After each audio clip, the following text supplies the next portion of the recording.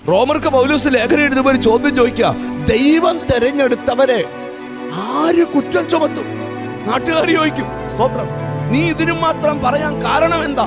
ഉത്തരം, എന്നെ ദൈവം തെരഞ്ഞെടുത്തതാ. പൗലോസ് പറയുകയാണ്, എഫെസോസിലെ സഭയെ പഠിപ്പിക്കുകയാണ്, ദൈവം തെരഞ്ഞെടുത്ത രണ്ട് ഉദ്ദേശങ്ങൾ അവിടെ എഴുതിയിരിക്കുക. ഒന്ന്, നാം അവന്റെ സന്നിധിയിൽ വിശുദ്ധരും നിഷ്കളങ്കരുമാകണം. അപ്പൊ നമുക്കൊത്തപോലെ ജീവിക്കാനല്ല ദൈവം തെരഞ്ഞെടുത്തത്. ദൈവം തെരഞ്ഞെടുത്തത് എന്തിനാ? നമ്മളെ നിഷ്കളങ്കരാക്കാൻ.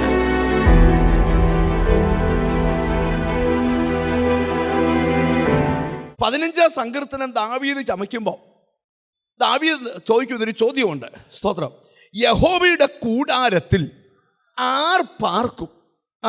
അവന്റെ യഹോവേ, നിന്റെ കൂടാരത്തിൽ ആർ പാർക്കും? യഹോവേ, നിന്റെ കൂടാരത്തിൽ ആർ പാർക്കും? കൂടാരത്തിൽ ആർ പാർക്കും? ആര് പാർക്കും? നിന്റെ വിശുദ്ധ പർവ്വതത്തിൽ, നിന്റെ വിശുദ്ധ പർവ്വതത്തിൽ ആർ വസിക്കും? ആർ വസിക്കും? നിഷ്കളങ്കനായി നടന്ന്, നിഷ്കളങ്കനായി നടന്ന് നീതി പ്രവർത്തിക്കുകയും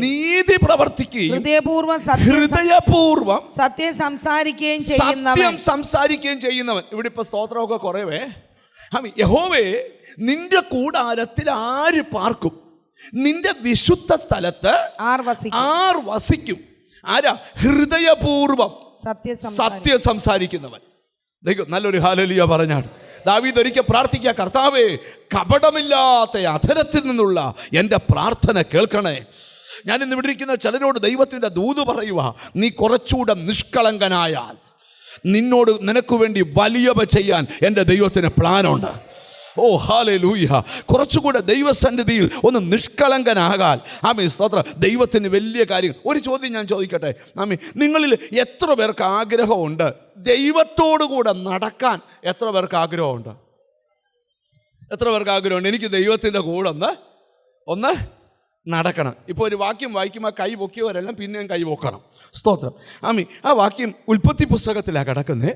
6-ാം അധ്യായത്തിൻ്റെ 9-ാമത്തെ വാക്യം. Genesis chapter 6 verse 9. 6-ാം അധ്യായം 9-ാമത്തെ വാക്യം ശ്രദ്ധിച്ചു കേൾക്കാം. നോഹയുടെ വംശപാരമ്പര്യം എന്തെന്നാൽ, നോഹ നീതിമാനും തന്റെ തലമുറയിൽ നിഷ്കളങ്കനും ആയിരുന്നു. നോഹ ദൈവത്തോട് കൂടെ നടന്നു. നോഹ ആരുടെ കൂടെ നടന്നു?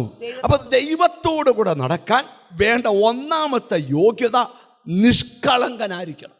ഒരു നല്ല ഹല്ലേലൂയ പറഞ്ഞാട്ട്. അപ്പം നിഷ്കളങ്കനായ ആരുടെ കൂടെ നടക്കാം? ദൈവത്തോട് കൂടെ നടക്കാം. എങ്ങനെയാ ബ്രദറെ കുറച്ചുകൂടെ നിഷ്കളങ്കനാകുന്നേ? കുറച്ചുകൂടെ നമ്മൾ ദൈവത്തെ കുറച്ചുകൂടെ നിഷ്കളങ്കമായൊരു ഹൃദയം ഏറ്റെടുത്താൽ, ഒരിക്കൽ നിങ്ങൾക്കറിയാമോ, ദൈവത്തിന് സ്തോത്രം, നിഷ്കളങ്കനെ ദൈവത്തിന് ഭയങ്കര ഇഷ്ടമാണ്. ഒരിക്കൽ സാത്താൻ ദൈവത്തിൻ്റെ അടുക്കൽ ചെന്നിട്ട് പറഞ്ഞു, കർത്താവേ, ദൈവമേ, യോബ് എങ്ങനെ ഭക്തനായിരിക്കുന്നതെന്നൊക്കെ ചോദിച്ചപ്പം ദൈവം സാത്താനോട് ചോദിക്കുക, നീ എൻ്റെ ദാസനായ ഇയ്യോബിൻ്റെ മേൽ ദൃഷ്ടി വെച്ചോ? അവനെ പോലെ നിഷ്കളങ്കനും നേരുള്ളവനും ദോഷം വിട്ടകന്നവനും ഭൂമിയിൽ വേറെ ആരുണ്ട്? ആ വാക്യം ഒന്ന് എടുക്കാമോ? ദൈവത്തിന് സ്തോത്രം. അവനെ പോലെ എന്ന് പറഞ്ഞാൽ ആര് സർട്ടിഫൈ ചെയ്യുക? ദൈവം സർട്ടിഫൈ ചെയ്യുക. ഞാനിന്ന് ഇവിടെ ഇരിക്കുന്ന ചിലരോട് ദൈവത്തിൻ്റെ ദൂത് പറയാം, നിഷ്കളങ്കനെ ദൈവത്തിന് ഭയങ്കര ഇഷ്ടമാണ്. ദൈവത്തിന് സ്തോത്രം. അവിടെ ദൈവം സാത്താനോട് ചോദിക്കുന്ന ചോദ്യമാണ് ദൈവത്തിന് സ്തോത്രം അവിടെ കാണാൻ കഴിയുന്നത്. യഹോവ സാത്താനോട്, എന്റെ ദാസനായ ഇയ്യോബിന്മേൽ നീ ദൃഷ്ടി വെച്ചുവോ? അവനെ പോലെ നിഷ്കളങ്കനും നേരുള്ളവനും ദൈവഭക്തനും ദോഷം വിട്ടകലുന്നവനും ഭൂമിയിൽ ആരുമില്ലല്ലോ എന്ന് അരുളിച്ചെയ്തു. ഭൂമിയിൽ ആരുമില്ലല്ലോ. കണ്ടോ, ഭൂമിയിൽ ആരുമില്ലാത്ത പോലെ ഇവൻ ആരായിരുന്നു? നിഷ്കളങ്കന. അപ്പൊ അങ്ങനെയാന്ന് ഞാൻ ചോദിക്കട്ടെ, ഇയ്യോബിന്റെ മേൽ ഇറങ്ങിയ സകല അനുഗ്രഹത്തിൻ്റെയും പിമ്പിലെ രഹസ്യം എന്തുവായിരുന്നു? നിഷ്കളങ്കത്വമായിരുന്നു. ഒരു ചോദ്യം നിങ്ങളോട് ചോദിക്കുക, നിങ്ങൾ യോഗത്തിൽ വന്ന് സ്തോത്രം കുറെ കൈയടിച്ചേച്ച് പോകുന്ന പ്രയർ അല്ലിത്. ഒരു നിഷ്കളങ്കമായ ഹൃദയത്തിന് ഉടമയായി മാറണം. നിന്റെ വീടിനോട് ദൈവം നീതി കാണിക്കാൻ പോവാ.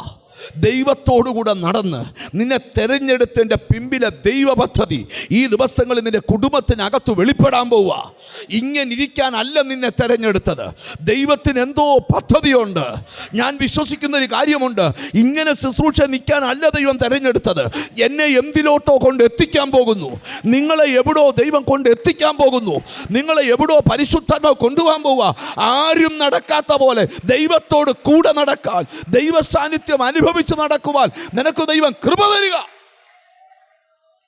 തിരിച്ചറിഞ്ഞ് ദൈവത്തിന് സ്തോത്രം ചെയ്തേ. എനിക്കെന്തോ ദൈവാത്മ അടുത്തിരിക്കുന്ന കൈ കൊടുത്തു പറ, ദൈവം തെരഞ്ഞെടുത്തത് ഇങ്ങനെ ഇരിക്കാനല്ലെന്ന് പറ. ചിരിച്ചുകൊണ്ട് പറ, ദൈവം തെരഞ്ഞെടുത്തത് എന്നും ബന്ധനം പറഞ്ഞുകൊണ്ടിരിക്കാനല്ല, എന്നും രോഗം പറഞ്ഞുകൊണ്ടിരിക്കാനല്ല. അതിനെയൊക്കെ നീ അതിജീവിക്കൂ. നിന്നെ ദൈവം എന്തോ ആക്കാൻ പോവുക. ദൈവം ചോദിക്കുകയാണ്, എൻ്റെ ദാസനായ ഇയ്യോബിനെ പോലെ നിഷ്കളങ്കനും, ഹല്ലേലൂയ, ഇയ്യോബിനെ പോലെ നിഷ്കളങ്കനും നേരുള്ളവനും ദൈവഭക്തനും ദോഷം വിട്ടകലുന്നവനും ഭൂമിയിൽ ആരുമില്ലല്ലോ ആരുമില്ലല്ലോ. കണ്ടോ, ഇയ്യോബിന് ചുറ്റും വേലി കെട്ടാൻ കാര്യം എന്നാ? ഇയ്യോബിന് ചുറ്റും വേലി കെട്ടിയെന്ന് പറഞ്ഞ് നീ ഇവിടെ കിടന്നാ കൈയടിച്ചിട്ട് കാര്യമില്ല. നിഷ്കളങ്കന് ചുറ്റുവാ വേലി കെട്ടിയ. ഒരു നല്ല ഹാമിയും പറഞ്ഞാട്ട്, അങ്ങനെങ്കിൽ ഞാൻ ദൈവത്തിന്റെ ദൂത് പറയുക. സ്തോത്രം. നീ ഒന്ന് നിഷ്കളങ്കനായി മാറിയാൽ. ഉൽപ്പത്തി പുസ്തകത്തില് ശ്രദ്ധേയമായ ഒരു വാക്യമുണ്ട്. ഇവിടെ നോഹയെക്കുറിച്ച് വായിക്കുന്ന കേട്ടോ. നോഹ ആ തലമുറയിൽ ആരായിരുന്നു? നിഷ്കളങ്കനായിരുന്നു. നോഹ ആരുടെ കൂടെ നടന്നു? ജീസസ്. എത്ര വലിയ ഭാഗ്യമാണ് ദൈവത്തോടു കൂടെ നടക്കുക എന്ന് പറഞ്ഞാ.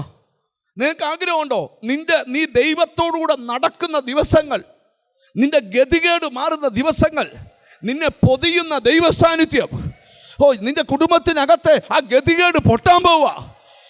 യേശുവിൻ്റെ നാമത്തിൽ യഹോവയുടെ യഹോവ നിന്റെ കൂടെ നിൽക്കുകയാ. നിന്റെ വീടിന്റെ ഗതി മാറാൻ പോവുക. യേശുവിൻ്റെ നാമത്തിൽ കണ്ടോ, നിന്റെ കൂടെ ദൈവം നടക്കുന്നു. നിന്റെ സന്തതിയുടെ കൂടെ ദൈവം നടക്കുന്നു. യേശുവിൻ്റെ നാമത്തിൽ നമുക്ക് ദൈവം തന്ന വാക്ക് കേട്ടോ. ഞാനോ ലോകാവസാനത്തോളം, ബാക്കി പറ, എല്ലാ നാളും. ഒന്നുകൂടെ പറ, ബാക്കി പറയാ. ഞാനോ ലോകാവസാനത്തോളം എല്ലാ നാളും നിന്റെ കൂടെ ഉണ്ട്. അടുത്തിരിക്കുന്ന ആളെ വിരൽ ചൂട്, നിന്റെ കൂടെ ഉണ്ടെന്ന് പറ. ജീസസ്. ഒരു മന്ത്രവാദി നിനക്കെതിരെ മന്ത്രം ചൊല്ലുന്ന വെച്ച് പേടിക്കരുത്. അവർക്കൊന്നും നിന്നെ ഒന്നും ചെയ്യാൻ പറ്റുകയില്ല. നീ ഒരുവന്റെ കൂടെ നടക്കുക.